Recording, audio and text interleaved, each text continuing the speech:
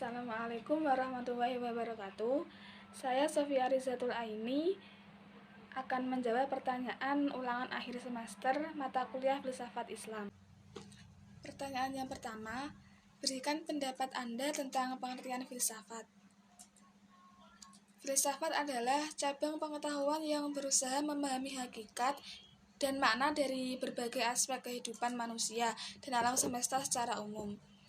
Filsafat berupaya mengembangkan pemahaman yang lebih mendalam tentang dunia dan keberadaan manusia di dalamnya. Pertanyaan yang kedua, menurut Anda, aliran filsafat pendidikan yang mana yang sesuai diterapkan pada jenjang pendidikan dasar yang ada di Indonesia? Jelaskan secara detail alasan Anda memilih. Menurut saya, aliran filsafat pendidikan yang sesuai diterapkan pada jenjang pendidikan yang ada di Indonesia adalah aliran konstruktivisme. Karena aliran ini menekankan pada pembelajaran aktif dan konstruksi pengetahuan oleh siswa melalui interaksi dalam lingkungan. Pertanyaan yang ketiga, bagaimana etika peserta didik dalam pendidikan Islam, terutama di Indonesia? Dan jelaskan apakah peserta didik sudah mampu menerapkannya dalam kehidupan sehari-hari. Etika peserta didik dalam pendidikan Islam di Indonesia meliputi yang pertama, iman dan takwa. Peserta didik diajarkan untuk memiliki keyakinan yang kuat terhadap ajaran agama Islam dan mengembangkan ketakwaan kepada Allah Subhanahu wa Ta'ala. Mereka diajarkan untuk beribadah dengan sungguh-sungguh dan mempraktikkan ajaran Islam dalam setiap aspek kehidupan. Yang kedua, akhlak mulia. Pendidikan Islam menekankan pentingnya mengembangkan akhlak yang mulia dan berperilaku baik. Peserta didik diajarkan untuk menjadi individu yang jujur, adil, dermawan, sabar, dan bertanggung jawab.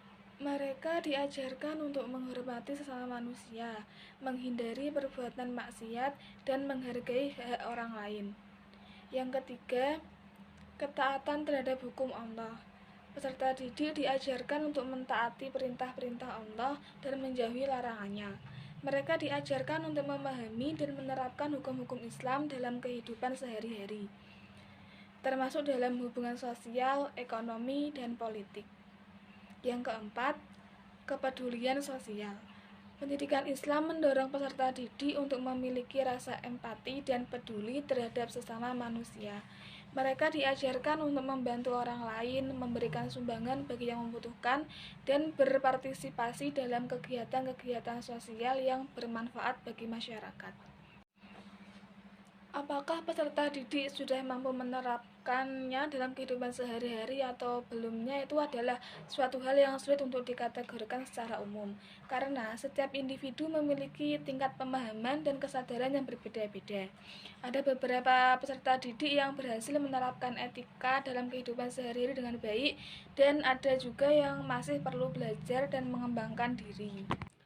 Sekian dari saya. Wassalamualaikum warahmatullahi wabarakatuh.